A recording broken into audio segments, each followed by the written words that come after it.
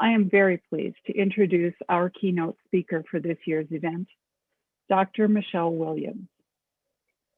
Dr. Williams earned her bachelor's degree in psychology from Johns Hopkins University, her master's degree in education from Columbia University, and her PhD degree in business administration from the University of Michigan. Here at the University of Iowa, Dr. Williams is Assistant Professor of Management and Entrepreneurship, the John L. McClough Fellow in Entrepreneurship, and the first Diversity, Equity, and Inclusion Faculty Fellow in our Tippie College of Business. She serves as a member of the advisory board of W.E. Cornell, a program dedicated to expanding women's entrepreneurship in STEM fields at Cornell University, where she was a member of the faculty. Previously, she was a member of the faculty at MIT's Sloan School of Management, where she taught negotiation and women in leadership. Dr. Williams has authored papers and case studies and publishes in notable academic journals. She researches how to create trust, collaboration, and innovation in organizations, and how stereotypes influence women leaders and entrepreneurs. Dr. Williams speaks about women in negotiation and leadership as a podcast guest and at a wide variety of conferences and businesses, including JP Morgan, Life Changing Labs, Harvard Law School's program on negotiation, and eCornell online education. Welcome, Dr. Williams. Linda, thank you for that lovely introduction. I'm very excited and honored to be here today to speak with everyone about women and leadership. I'm going to share my slides, and then I'm going to tell a little story about how I got started in this on this path.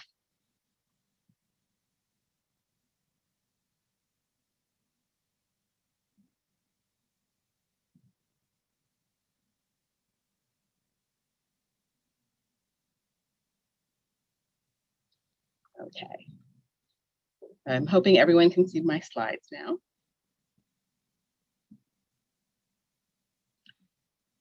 So I'd like to start by thanking everyone for bringing this event together. So I'd like to thank the University of Iowa Division for Diversity, Equity, Inclusion, the Iowa Women's Leadership Network, the Women Resource and Action Center, and the Council on the Status of Women. And I'd also like to thank my home college, the Tippie College of Business, and JPEC, the John Papajohn Entrepreneurial Center, where I work with student entrepreneurs.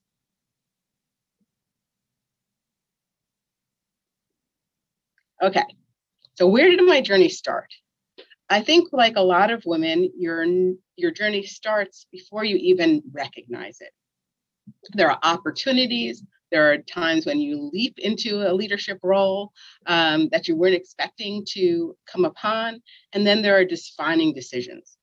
So what I'd like to do is I'm going to tell you a story that I really haven't told before, but when getting ready for this talk, I realized was probably my first real leadership experience. I want to kind of tell you about it and what I learned from it.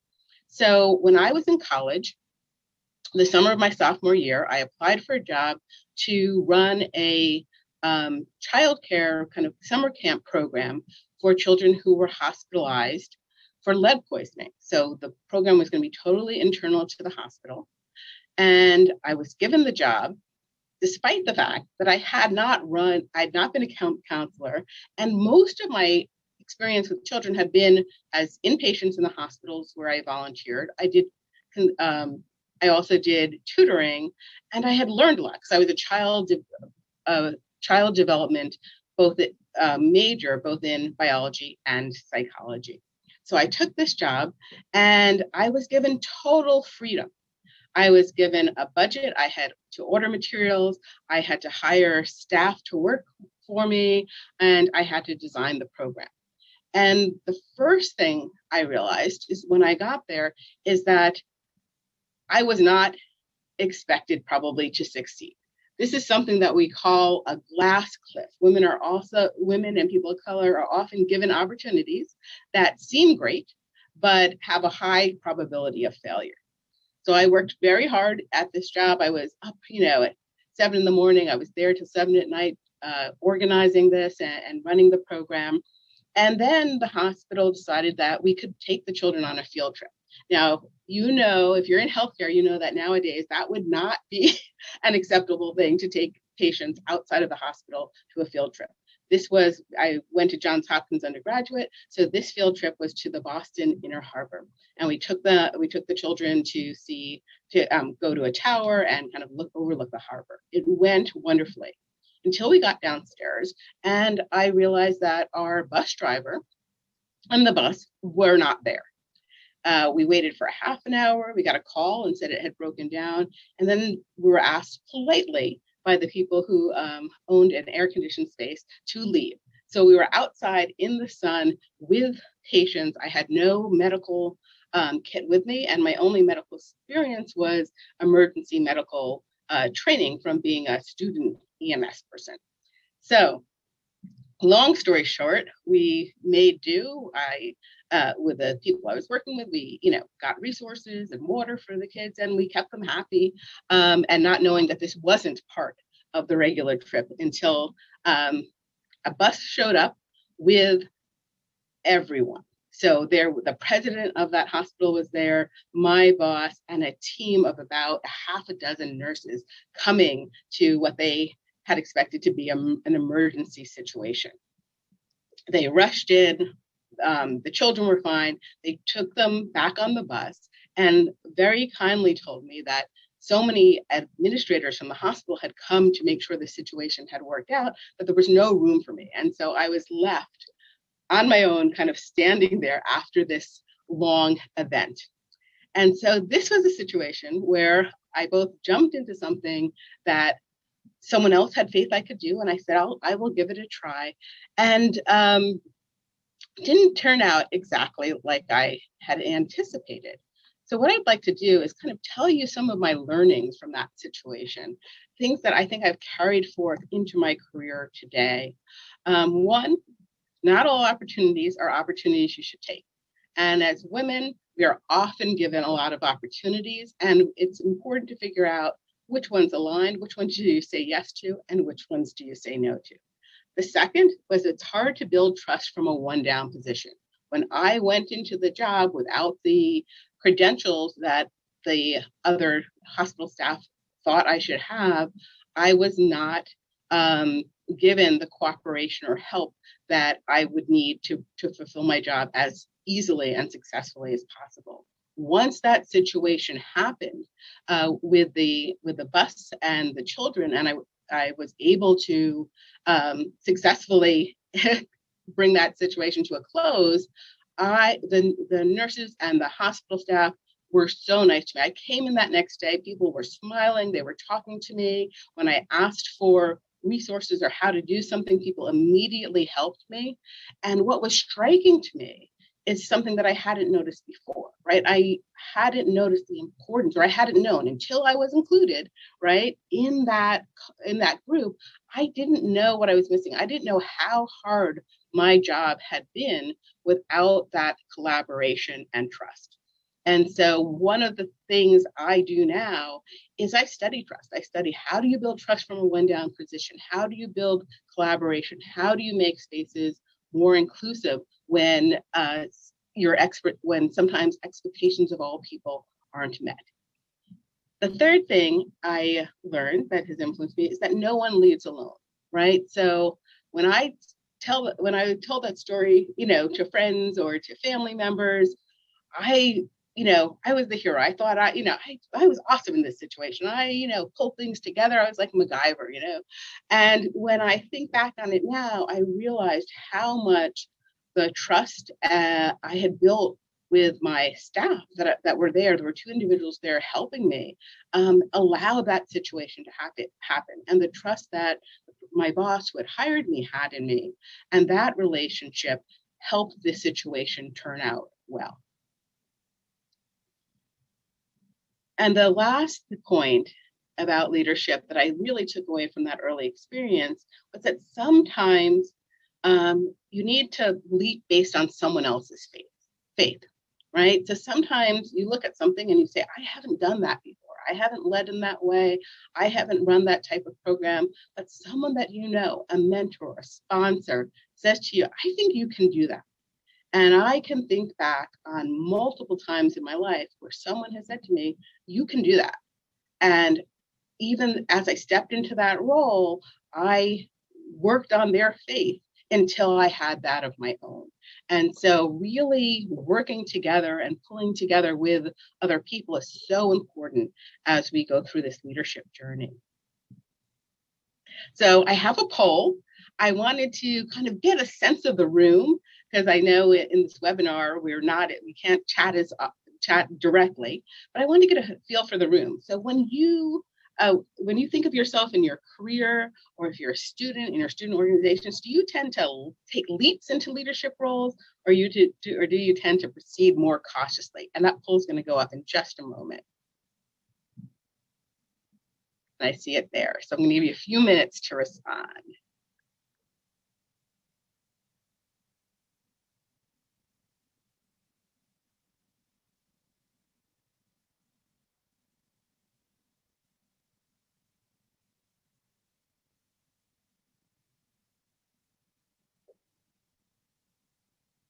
Okay, I'm going to end the poll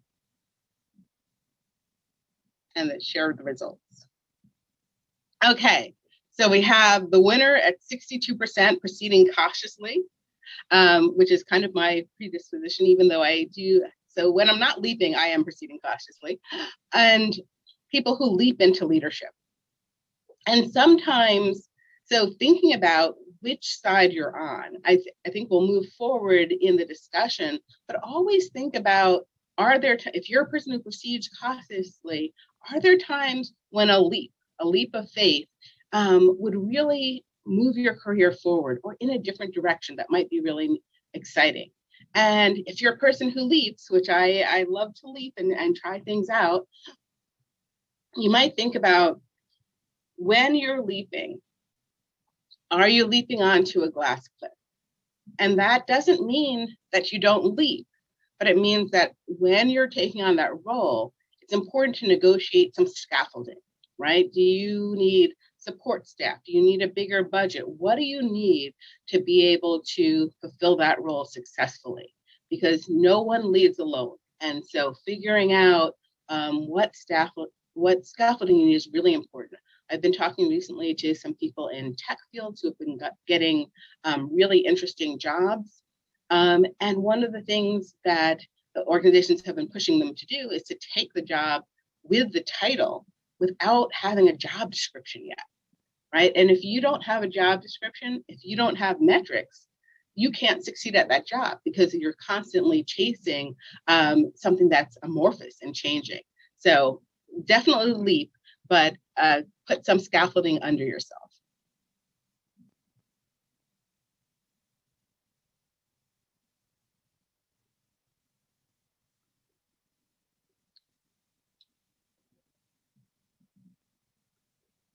If I can get this to work. Okay, there we go. So the next thing I wanted to talk about after the experience is defining decisions. So sometimes as you go through this career, there will be moments when you stop and you say, is this what I want to be doing? And the pandemic has made this year and last year, 2020, that moment for a lot of people. A lot of people were shifting to working at home, shifting to different jobs, finding out different things about their work style and their preferences. The defining decision came for me when back in 2012, I got really sick, and it wasn't clear whether I was going to be able to walk unassisted, whether I'd be able to continue in my career. And so I asked myself, is this what I wanted to be doing research and teaching? And the answer came back to me, a resounding yes. This is what I want to be doing. This is what I love doing. But I also thought I want to do this in a slightly different way. So I began to talk on gender bias and in leadership. And I put myself out there and went on stages and spoke widely on this topic. And this was not something that I had done before. I also leaped into entrepreneurship. This is a place where trust and collaboration and teamwork is really important. And I was able to support women entrepreneurs. And here at Iowa, I'm really excited. Manda in the top corner is an Iowa alum.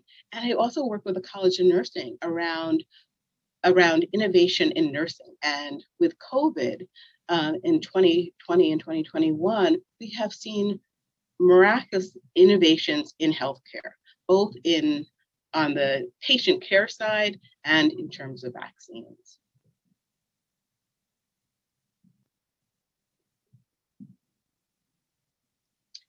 On the research side, which is also very dear to my heart, I started using the word stereotype in research. Before this, I was told, stay away from that. That's too controversial.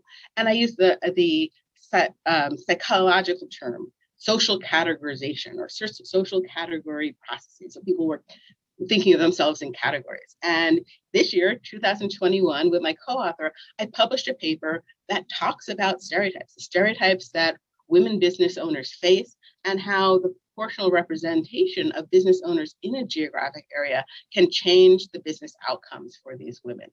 So that was another step in my journey of, do I want to be doing this, and how do I want to show up in the world?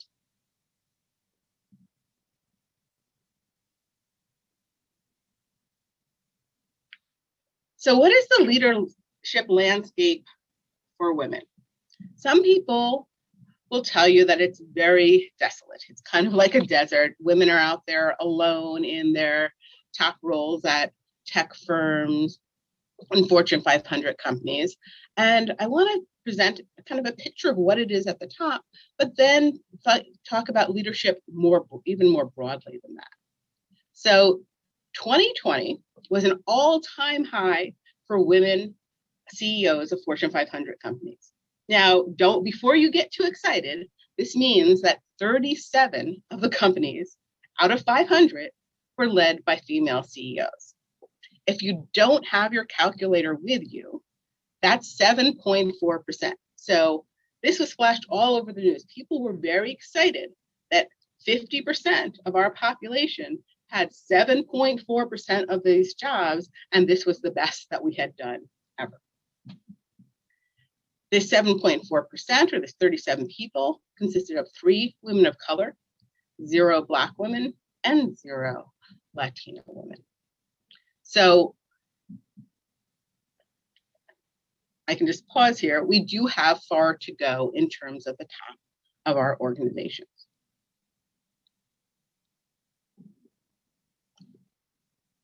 Let me see if I can update my slide. There. In 2021, there will be 2 additional women of color on the Fortune 500. Rosalind Brewer was appointed to begin as CEO of Walgreens in March, and Lucinda Brown Duckett was just appointed as the CEO of TIA, and she'll be starting later this year. Michele Williams, who was the CEO of P&G, was the first and only Latina Fortune 500 CEO. And she ended her term in 2019.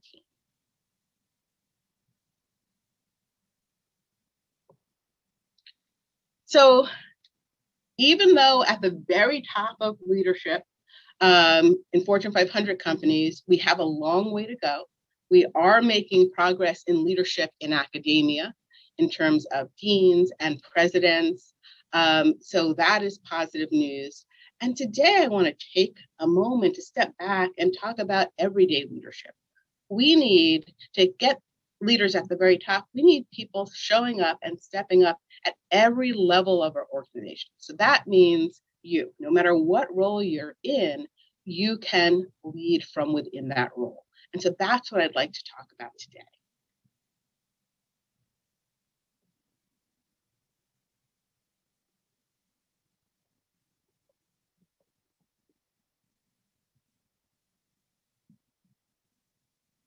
And I seem to be having a computer glitch. Did my screen sharing just end? Let's see. Yes. Yes. Okay, let me see if I can get that back on.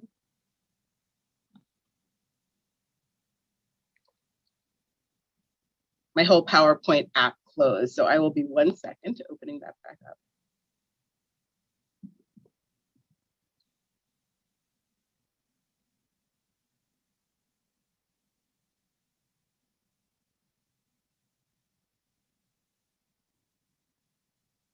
So this was the glitch that we were hoping wouldn't happen. We figure every time something happens,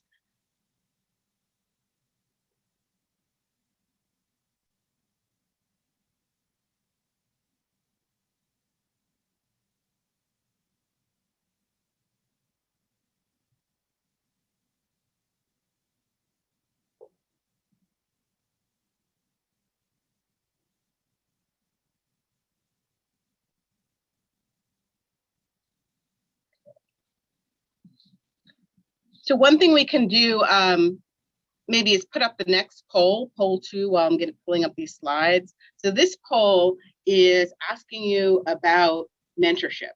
So have you been mentored by a woman leader in your organization?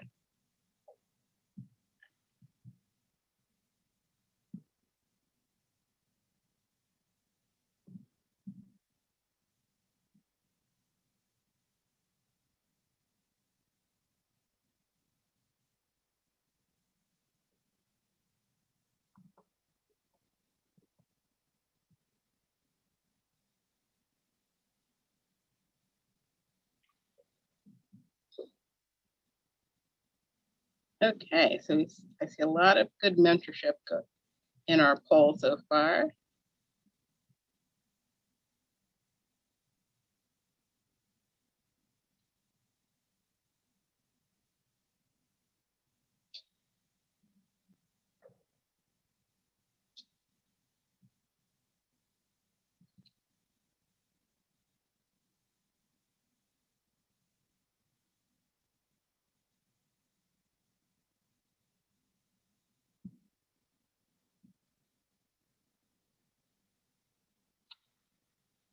Okay.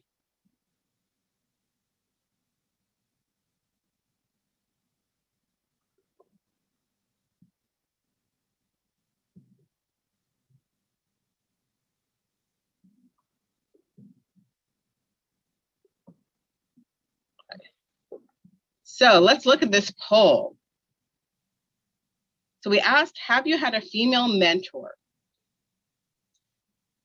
We have 34% said yes, but not currently. 31% said yes, currently. And 34% said no. And so this is definitely something that we want to change. We hope that not only will you be mentored, but you'll be able to mentor the next generation of women. And this counts, and I'm saying this whether you are a male or a female. Having a cross-gender mentorship is also very important. So right now, it looks like about 60% of you are not being mentored by a female leader. So thinking about maybe who in your organization could you reach out to? Who could you have a virtual lunch with now that it's COVID? And hopefully in this fall, an in-person lunch. So let me get these slides moved over.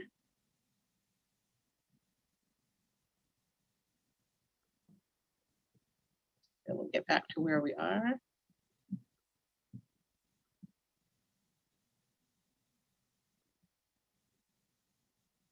Okay.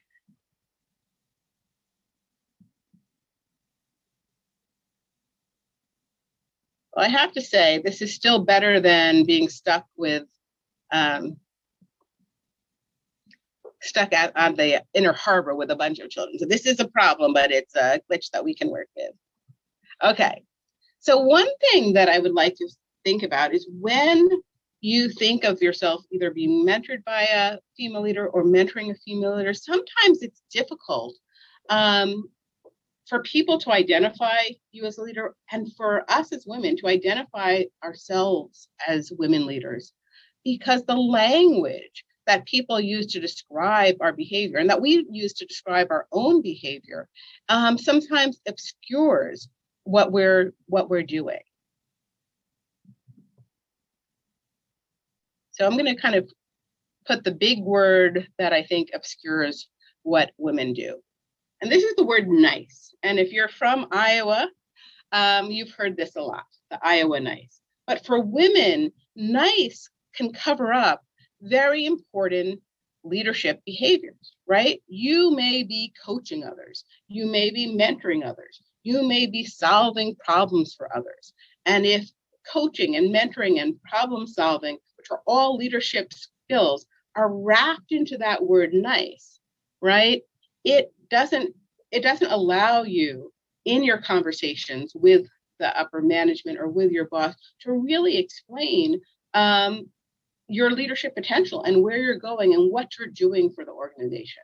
So my call to action when I say, own your leadership, also talk about it, and talk about it in a different way than other people may be talking to you about it. And we talked about having a mentor. And a mentor, we not only want mentors, but we want sponsors. We want sponsors who are going to be in the room when we're not there and who can talk about us and tell how we're contributing to our organization. So sometimes we need to, this is working all by itself. I'm sorry, my PowerPoint is so glitchy.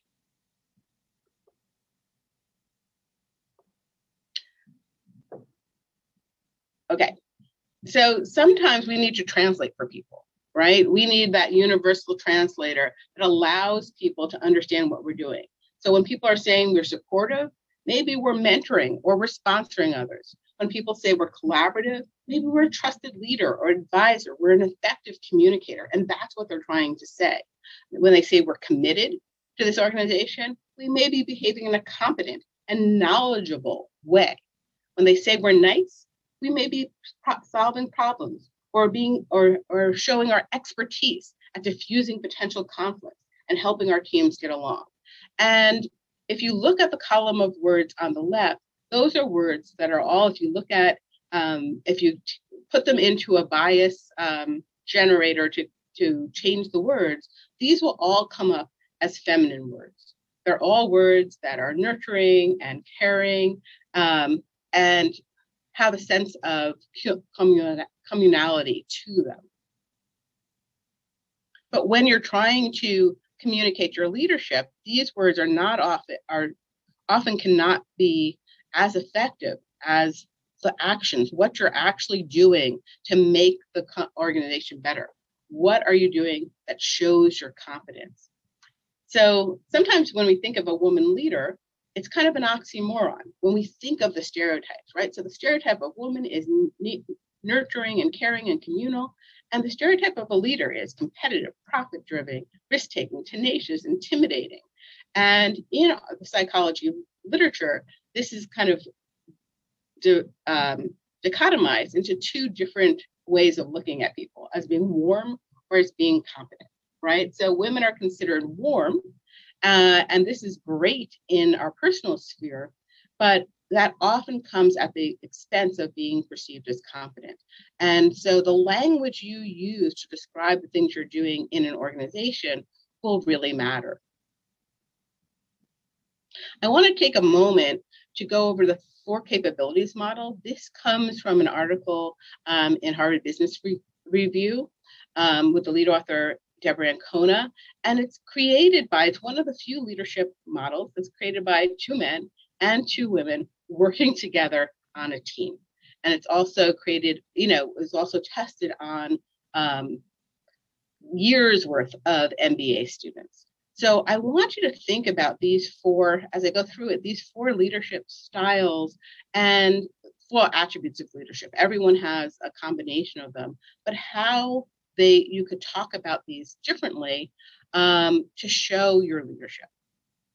So the first one So the four are relating, sense making, inventing, and visioning. And I'm going to go through each one. So relating, you can ask yourself questions. If you're a relating leader, are relationships important to you? Do you actively establish rapport and trust? Do you look for win-win solutions? Do you put effort into maintaining positive relationships? So if these are your strengths, and I know when I started out in leadership, these were my strengths. I worked for Booz Allen and Hamilton, designing materials to help partners and principals who are going into that partner track develop client relationships. So this is where I use my research and practice to really strengthen that relating piece.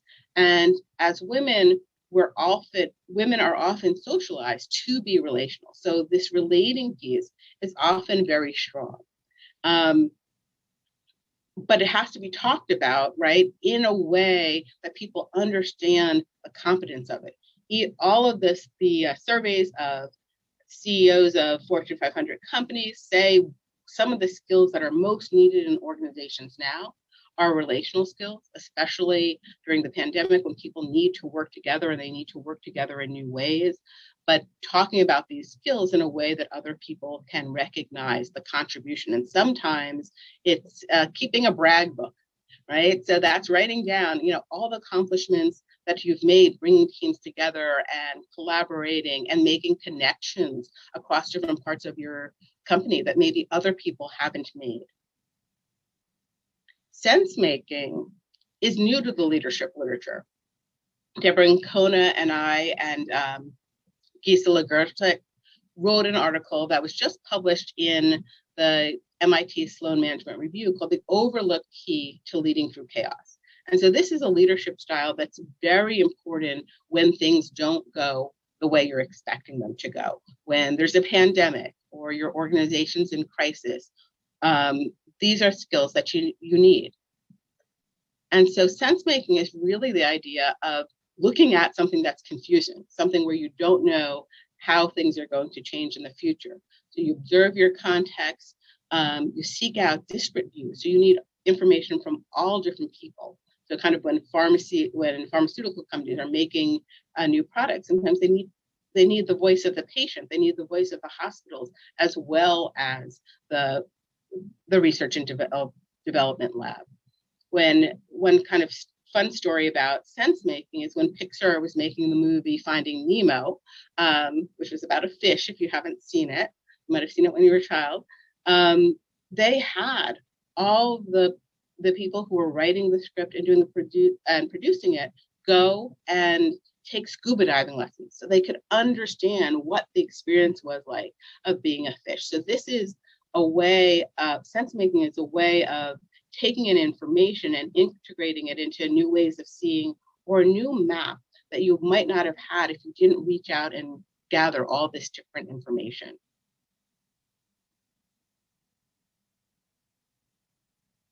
This is one thing about this is sense making is that not only is it overlooked, but it's often a skill that women are very good at. That women are often in roles where they're pulling information and they're making new programs or new designing, innovating in a way for their organization, but sometimes it's overlooked. So when I look at innovation in nursing with my colleagues from the nursing school, there's something in nursing that's called a workaround. And so that's when you can't solve the materials you have and resources to solve a patient's problem aren't there.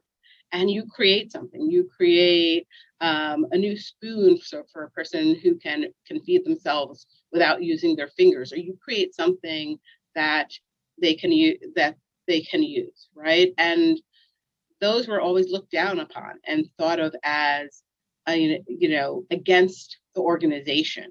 But now we're starting to see that these are innovations, and these are innovations that can be leveraged and used across multiple healthcare organizations to reduce costs and increase patient care.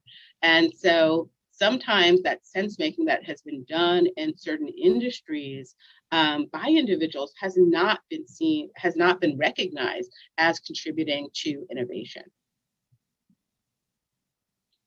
Inventing is once you have that sense making, you have that new map, do you use creativity? Do you invent options? Do you experiment with solutions? Do you learn from failure? So this is the part I chose a book for us to raffle away today, The Fearless Organization, and it's really about the psychological safety you need in your organization to be able to be creative, to invent solutions. And when you think of yourself as a leader, are you a leader that promotes this in other people? Are you comfortable with letting them try and fail?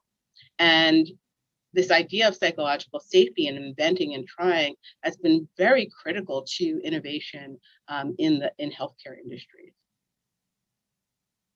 The last one is visioning, and visioning is going to be very familiar to you. So when we think of a leader as someone who has vision, who understands how things should be.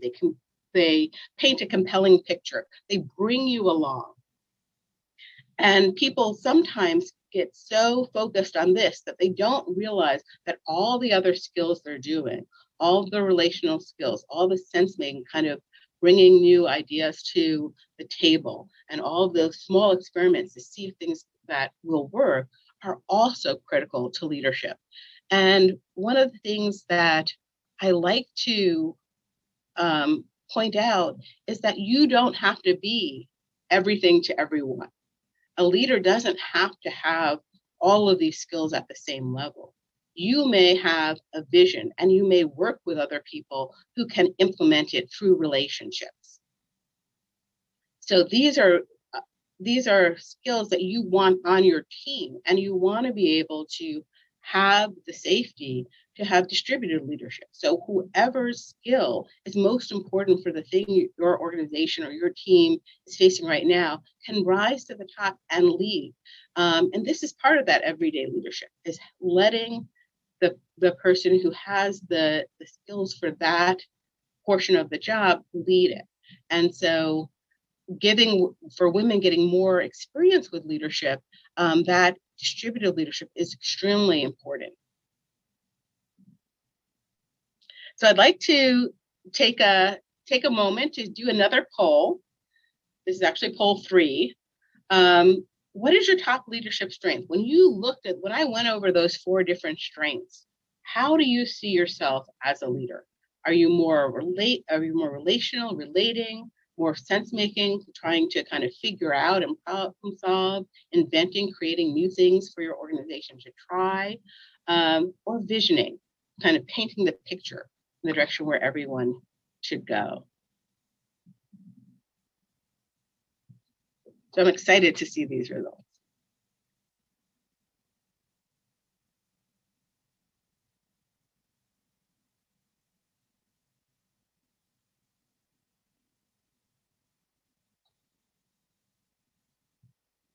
So this is fabulous. And the poll, and relating wins with 61%. And relating, I always see as kind of the foundation of all the leadership styles. People don't often say it that way, but if you don't have the relationships and you don't have the trust, it's harder to do the sense making, because the people you need to talk to gather all that information and get those disparate views aren't willing to talk to you. They don't trust you enough. Our second top one was sense making, and I'm not sure. It would be interesting to see. I wish we had done this before the pandemic, to see if you always were a sense maker, or to the degree which the pandemic itself and all of the change has increased the degree to which you're a sense maker. But using sense making and relating together are very strong leadership. A strong leadership combination. So you're likely to have someone on your team who's both a relator and a sense making. Inventing was a bit less. And inventing really requires that risk taking. So I'm hoping that people will be able to build that, using that book, Fearless Organization, build that psychological safety in the organizations they're in to really allow for that inventing and trial and error. And visioning, 17%. So visioning is one of the things that also is very good when combined with sense making, right? So if you have a new map, and then you can create a vision for the future. So all of these leadership skills work together. And when you think about the different people in your team using them, it's very powerful.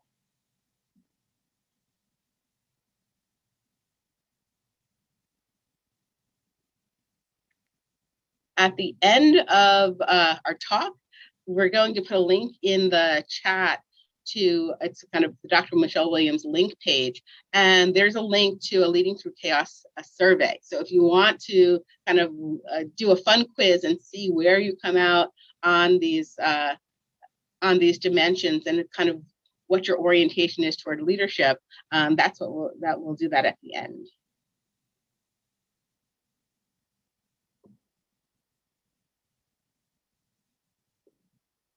Okay. So now's the challenging part. Why is this so hard? Sometimes to lead. And one reason is assertiveness and creativity can engender backlash. That's kind of a pun, right? So women are concerned about showing up assertively. I was talking to a woman, she was a nurse at a biotech company, and they kept telling her, oh, you're so nice, you're so nice. And she said to me, I'm like, when I go in for my performance review and I ask for a raise, I'm concerned they're not going to take me seriously because they keep saying I'm so nice. And she would be, and other women were concerned that they would be perceived too assertive, that they would be perceived as angry instead of as asking for something that they want. So those concerns and balancing that assertiveness is on a lot of women's mind. One of the things that helps with assertiveness, there's two things that I love. One is a power pose. Is powerful nonverbals in terms of your voice and your body are often a way to convey your seriousness that do not engender backlash. And the second one is role playing with a friend. People, especially relational people, especially women, tend to be very good at negotiating and being assertive on behalf of others, but they're less good for themselves. And so if you take that opportunity to role play and think of yourself as a friend, and what would you ask for and what would you say if this were on behalf of a friend, gives you that practice to really be more assertive in a way that you're confident in. The second issue is we may be leading from the shadows. And what does that mean? So there's a lot of literature from nursing that that shows how that status hierarchy works.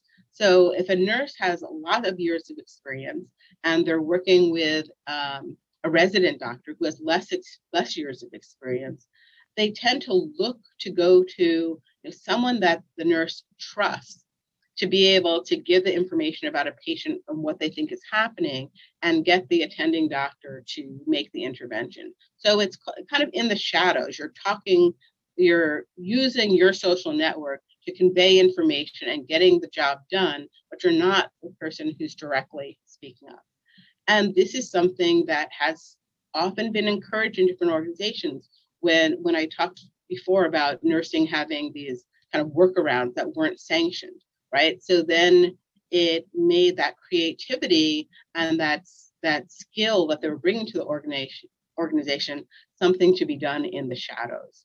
And so when I say own your own leadership, we need not only to kind of speak up and to talk about, what we're doing and how we're doing it and use maybe different language than other people are using to frame it, but we need organizations that are inclusive and open and want to hear those voices and those contributions. So as we kind of come to a close, I want to just say a couple of things. We need everyday accessible role models. So even if you think, I'm not a CEO, you don't have to wait to be a CEO or a dean or the president of the university. You can lead from where you are. All you need is to be a few steps ahead of the next person you're helping, the person you're pulling up, and the person you're showing things to. So at every stage of every level of the organization, at every stage of your career, you can be that mentor and role model to someone else. And it's important to show others it can be done. So each time you step up and own your leadership and use your voice, you are making that easier for the next person to come up and show up as a leader. So what do you want to talk about? Use the language, describe what you're doing, talk about your vision. Your vision may be for a project, but use that word. I have a vision for this project. I think this is what we can accomplish. Your purpose. You, in your organization, you probably have a purpose. You have things that are important to you, things that you're passionate about, and things that you want to bring into your organization. I know a lot of people are bringing in, care for the environment into TIPI and into University of Iowa to make sure that that's done more broadly. And know your why. And Simon Sinek talks about that in terms of entrepreneurship, but every leader needs to know their why. What motivates them? Why are they here? Why are they doing this? And knowing your why is so important because it allows you to know which opportunities to say yes to and which opportunities to say no to. You want to think about how you're guiding others, how you are actually a mentor, even though you may think, oh, I'm not important enough or I'm not high enough in my organization to be a mentor. There are people that are there that need your guidance. And you want to talk about how you're doing that, how you're guiding others, and how you produce your meaning. So what kind of sense making are you doing? How are you coming to your decisions? How are you seeing these new paths for your organization that maybe other people with different experiences aren't seeing? And in all of this, it's important to take imperfect action. You are not going to be the perfect leader the first day you lead. There are no leaders who are perfect. Everyone makes mistakes. But if you don't take action, right, you won't be able to be an example to others. You won't be able to gain that experience leading. So you want to just think of this as a growth journey. You're going to grow and learn along this leadership journey at every step of the way.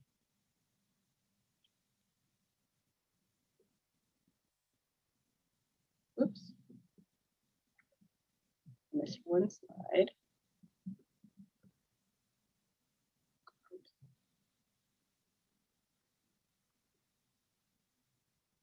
Lastly, I just wanted to say leadership is a muscle, exercise it. You need to keep leading, right? You become a better and better leader by leading. So I hope at the close of today, I'm going to turn it over to questions, that everyone continues to lead in their leadership journey. I'm excited to stay in contact with you. I am on Twitter and Instagram. I'm in Clubhouse. So I'll be doing a session on Sunday if you want to stop in. And there are wonderful resources at both the TIPI Leadership Collaborative, which we'll put the link in the chat, and then also on my website, I have some negotiation resources and links to the articles that I mentioned earlier. Thank you very much. Thank you so much, Dr. Williams. It's nice. My name is Willa Fuchs, and I am here today representing the Council of the Status of Women. But Dr. Williams and I have worked together in the past, as I'm one of the librarians at TIPI, but it was a real pleasure to hear you speak today. So thank you so much for that. So I am going to lead the Q&A segment, and I have them up here. I just have to pull those back up. There's a lot of questions coming in, and we have about 15 minutes for questions, so we're definitely not going to get to them all. So I hope I can get to as many as possible. So the first one is, what do you foresee in the future for women after the pandemic recedes? How do you see the return to work, in quotes, because many have already returned, going in higher education? So I have to say I'm concerned about what how the pandemic has affected women's careers. A lot of women were at home doing two jobs. So they were doing their own job and they were homeschooling their children. I have two children of my own, so I understand the challenges of doing that. What my hope is that organizations will show more value for work-life balance. That people who were working from home, both men and women, had the opportunity to expand their life in terms of exercising during the day, taking walks. And there are organizations like Patagonia that encourage people to do that. I think every other Friday they have off for people to be full individuals.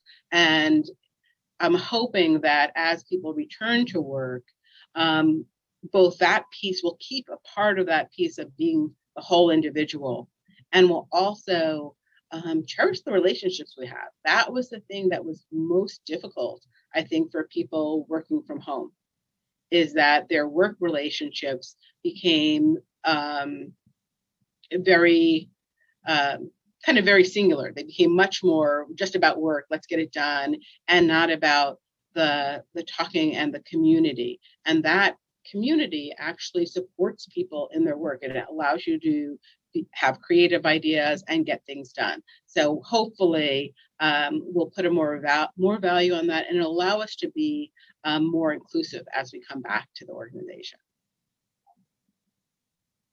It's good. I like that. It's really hopeful. I think so. Yeah, it's good. Okay, here's another one.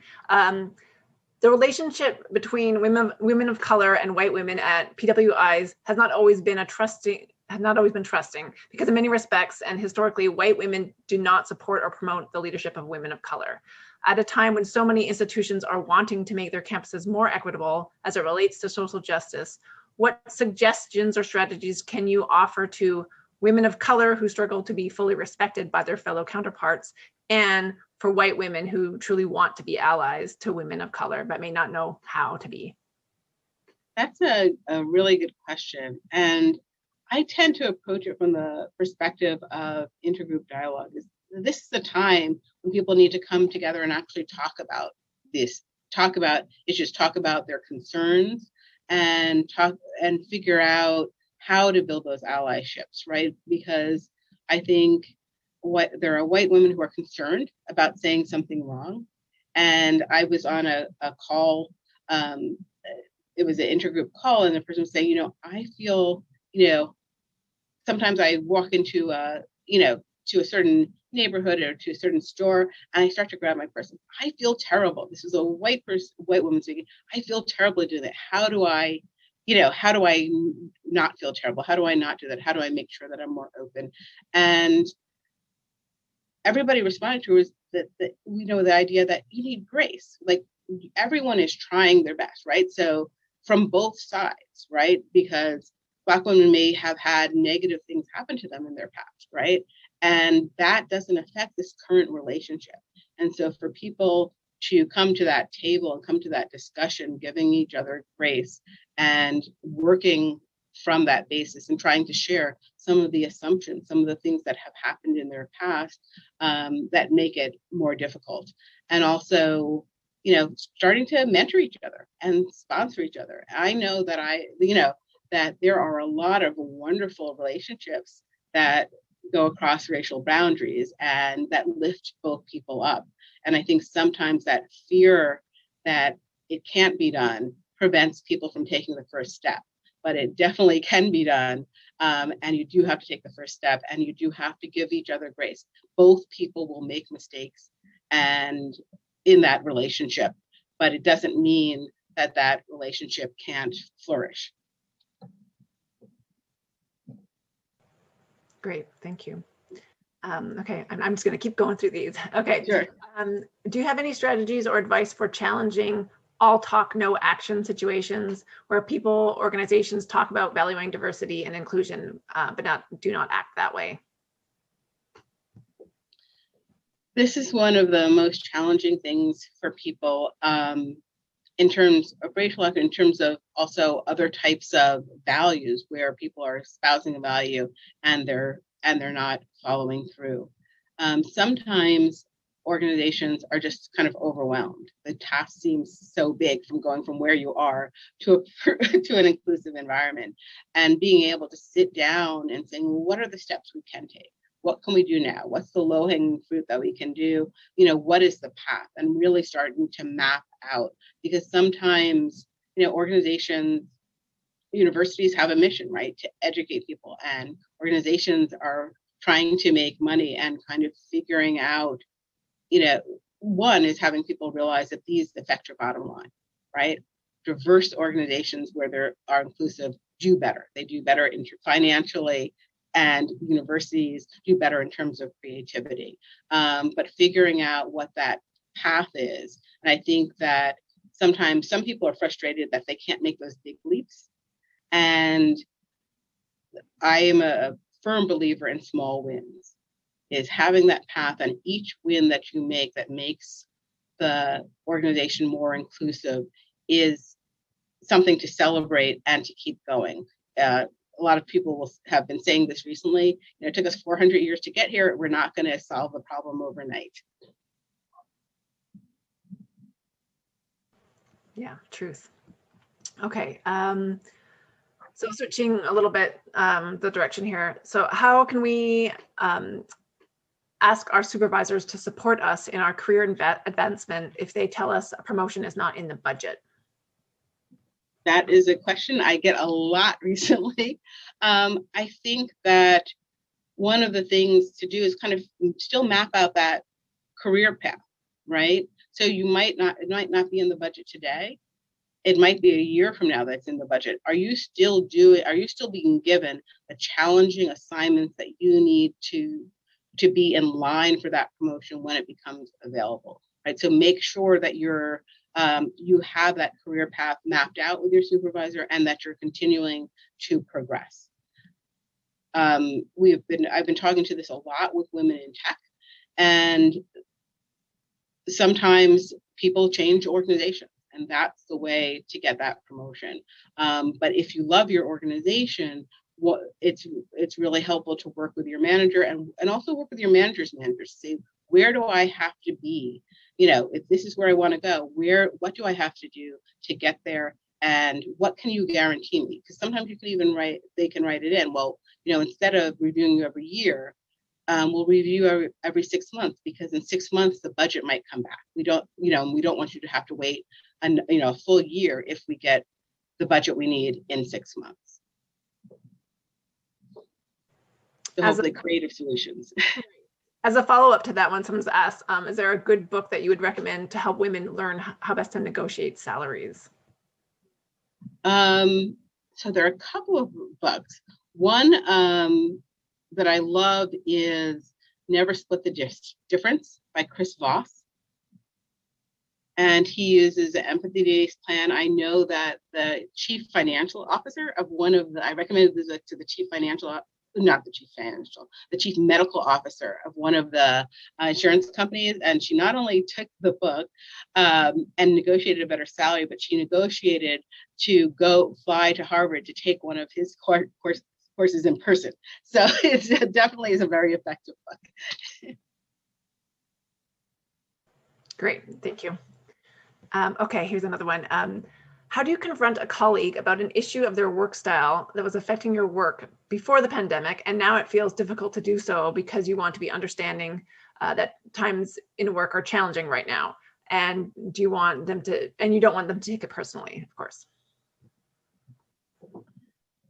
So that is one of those conflict resolution ones that is always difficult. And I always suggest that people start by looking at it from the perspective of the other person. So is this going to be shocking to them? Do they have no idea that this is going to happen? Is this something that they do? Sometimes people are doing something because they actually think it's helpful to you. So kind of start with kind of getting their perspective, taking their perspective, but realizing that you don't really know their perspective. You can just guess at it. And then taking small steps and trying to sit down and say, can we have a talk about maybe this project, how we're approaching this project? I think this would be very helpful, right? Lay out a plan and ask them, what about this wouldn't work for you? And as they tell you what wouldn't work and why, they're telling you information about their work style that you might be able to use then to focus on a plan to work around that. And because then in that conversation, they can say, well, this won't work because of X, Y, and Z. We can't start early because, of these factors. And then you can say, well, this would be very helpful to me. What do you think we could do to fit both of these styles? And kind of try to come together on a third path. But if you come at it with, trying to take the perspective and then having a plan that they can actually concretely react to about work style around a particular issue, you can start to see, kind of what is it that they think is really important and what might be possible workarounds, and start brainstorming with them. What are workarounds that would work for both of you? It's good. We're getting so much good advice from you. Thank you. Okay, let's skip around here. How do we continue to build trust among other women of color in leadership positions when the UI campus often sees diversity as binary with Black and white women? That's a challenging question. So it's really interesting that I was in a room talking to a group of people, and a woman stood up and she said, "I'm Jewish, and I have experienced a lot of anti-Semitism. Sometimes when I go to certain places, I don't use my last name. And, you're grouping me as white. I don't feel that same, it's just not one group." And so as we start, and Black people and Latino people, there are rooms where they say, "Well, are you from Africa, or are you from the US, and are you from Canada?" Taking that room to start seeing these groups as more complex, and that every individual isn't representing their whole group. And this really starts with dialogue, and from a from an organizational perspective, people, you get one checkbox, maybe you get two checkboxes, but on the ground, when you're really talking with people and trying to build that collaboration, I've heard people say that a woman who's from Africa, she said, "I came in and somebody asked me about my homeland, and I gave this, description of, I was just talking about, my growing up." And they said other people then really connected with me. They were able to say, "Oh yes, I've been to a Ethiopian restaurant, and I've, and so that's starting to share some of these aspects that make you unique." Kathy Phillips, who was the associate dean at Columbia Business School, did a study that showed that when people actually share things that are different about them, they're able to connect more, because you tend to come in and say, like, let's share the one thing that's similar about all of us. But when you share what's unique about yourself, you start to make these connections on a different level. And that might be what we need to move forward, is to start to share what's unique and what's different. Great. Okay. This one, you talked a lot about like mentorship in your talk. So how do you balance the demand or request from many mentees of color when you may be one of only a few women of color on campus? So that is definitely something that I experience also. I think that setting boundaries is really important, because if you don't have boundaries for your research and for your teaching and for your service, you won't be able, you won't progress in a way that you are then there to serve the students. And so that's a really hard thing sometimes, to say no to students, and have a set number of people that you mentor each semester, or a set number of dissertations that you're on. The other strategy, right, is to go and talk to your DEO and see if your service could be expanded to include mentoring these students. So maybe you're on one less committee because you're taking on mentoring more students than other people, and to have that then be part of your performance review and your promotion, is that's a valuable service. So having the university and the department put their kind of put their resources behind mentoring these students. Great, thanks. Okay, so we only have a time for one more question, and so it might make sense to ask this one. What are some, or are you aware of professional development opportunities that we should keep in mind for growing our careers or growing our leadership skills? So some of the ones that are at run by universities are very good. So University of Iowa is just starting their leadership initiative and collaboratory, where they're going to have courses, but currently Kellogg has them, Harvard has them, Wharton has programs that are especially for women leadership. And they're programs that where you not only do you learn more about leading, but you get a network. So we're really excited that, hopefully within the next few years, we'll have that same resource here where you can learn more about leadership and collaborate with other women leaders. Great. Anyway, thank you so much for your talk and for answering all those questions. I think we're going to now move on to the book drawing of the book that you suggested. Thank you. And if anybody has additional questions, please just contact me through LinkedIn or Twitter or DM me on Instagram. I'm happy to answer more questions. Great. Thank you. Thank you.